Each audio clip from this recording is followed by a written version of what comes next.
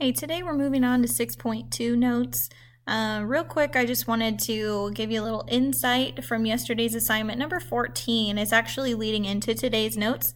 I had you guys plug in different values for the in that equation to figure out what you would get. What we're actually looking at is something called e. So remember imaginary numbers, we used i's. Okay, now we're going to look at what's called a natural base, which is e. It is an irrational number, very much like a pi would be, so very similar to pi. And it's as defined as follows. So what we were looking at was this number, okay, and we said as n approaches positive infinity. So the bigger and bigger n gets, the closer e gets to about this value. Okay. I would also be okay if you rounded that to about 2.72. Think about pi. Remember, pi is about 3.14, but it goes on forever. E is the same way. Okay, so it's a very, very long number. We're just going to approximate it using this definition. So what I want to do first is I just want to simplify using this new term, this e, this natural base. I want you to think about it like any other variable. Okay, so if this said x to the third and x to the fourth, what would you do with your exponents? So hopefully you're thinking I'm going to add them together. So you would have e to the 3 plus 4, which would get me e to the 7th. That is simplified. Okay, we don't need to plug that into our calculator yet because it just says simplify. It doesn't say evaluate. Number 2, what I want to do first is I want to simplify those numbers. So 10 divided by 5 gets me 2. And then remember when you have fractions, you're actually subtracting your exponents. So I have 3 minus 2, which is just to the first power. So 2e to the first, or just 2e. Number 3, I've got that parentheses, so I want to distribute that 2, that exponent, to both of those terms. So I'm going to have 3 squared, and then I have e, and I'm going to multiply these two together, remember? So negative 4 times 2, I would get a negative 8x. Okay, so my 3 squared is going to become a 9, and anytime we have a negative exponent, remember it goes to the bottom of a fraction. So this is actually e to the 8x is on bottom. So there's my final answer there. Number 4, very similar to number 3. Okay, I'm going to distribute those exponents. So this time I have 2 to the negative third power and e to the positive 15x. Okay, so this time my 2 to the third goes on to the bottom. So 2 to the third power is 8, and my e to the 15x stays on top.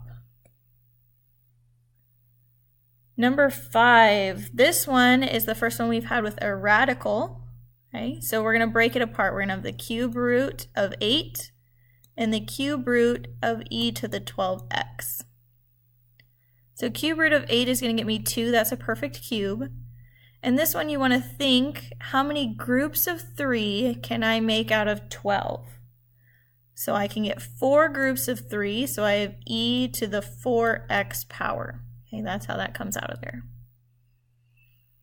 Number 6, this one, remember you're adding all of your exponents together. So I'm going to add 2x plus 5x plus 4 and simplify as much as I can. So this time I get e to the, oh, that's a negative, excuse me. So e to the negative 3x plus 4. Okay, that's as far as I can go. Remember, you can't put those together because different variables. Number 7, okay, break it apart. I've got the square root of 25 and the square root of e to the 10x power. So that gets me 5, and I've got 5 groups of 2 because this is a square root. So e to the 5x. And last one, number 8 here. I'm going to simplify my numbers, so that's going to simplify down to 4/3.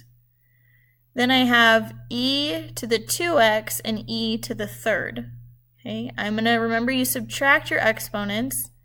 but I can't do anything but write those together. So that's 4 over 3 with e to the 2x minus 3 on top.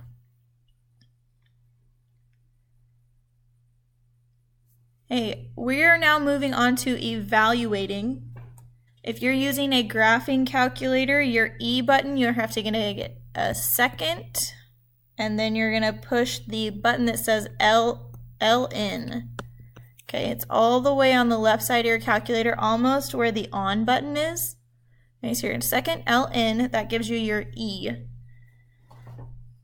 Okay, so we want e to the second power. It's automatically going to prompt you to put something in as its exponent. So e to the second, and we're going to evaluate and just approximate these decimals. So I have 7.389.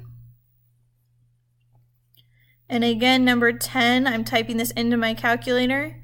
It's going to ask you what your exponent is, and then this time you're going to get about 0.942.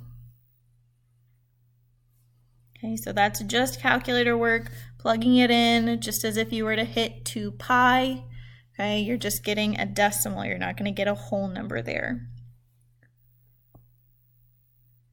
Okay, I did want you to see what those graphs look like as well for the natural base.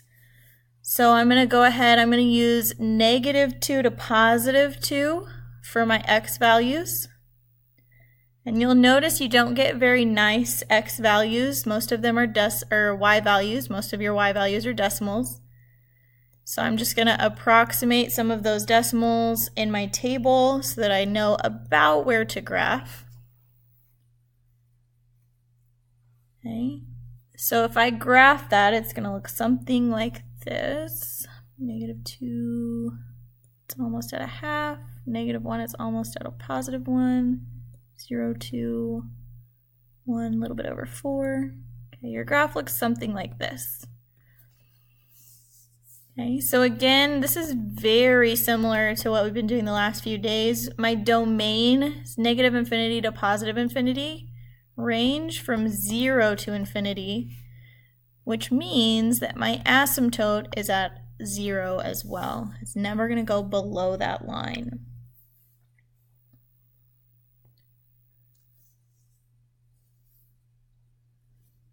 Okay, for some reason this is showing up as an exponent right now. This should be a big 3 when I send you the notes.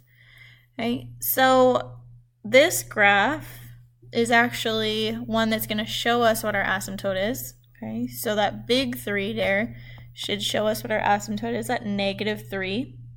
Okay, that means my graph is going to go from -3 to infinity. It's moving up. And my domain is -infinity to +infinity. Okay, this time I'm going to use 0 to 4. I don't get any pretty numbers on this one, so you just kind of use whatever looks the best for you to graph. Okay, I'm not going to be too picky about how I grade the tables. I just want you to use them the best that you can in order to figure out where your graph needs to be. Okay. So I'm going to graph 0 and -0.21 and -2.6. And then it looks like from here on out I get closer and closer to that asymptote of -3. Okay, so there's my graph. If you're having any trouble with graphing, please make sure that you ask me when I get back, or when you get back. And last thing we're going to talk about today is compounded. All right. Compounded interest. Okay, so interest that is compounded continuously, meaning every single second you're getting interest. Okay, it's compounded continuously. Here's my formula. Most people end up thinking of this as PERT. They say it as PERT, P-E to the R-T. Okay, your principal, remember that's your starting amount. R is your rate as a decimal, and T is your time, typically in years.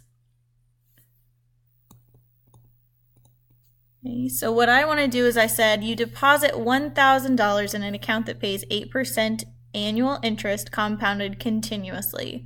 What is the balance after 1 year?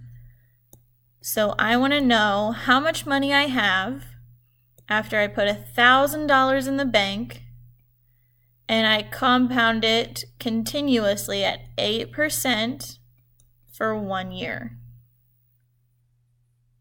So when I plug that in my calculator, I get about $1,083.29.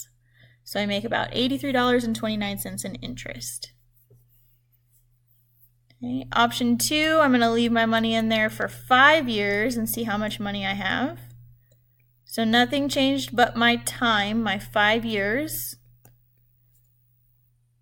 So I'm plugging that in my calculator, and in 5 years, I make about $491.82 in interest. So $1,491.82.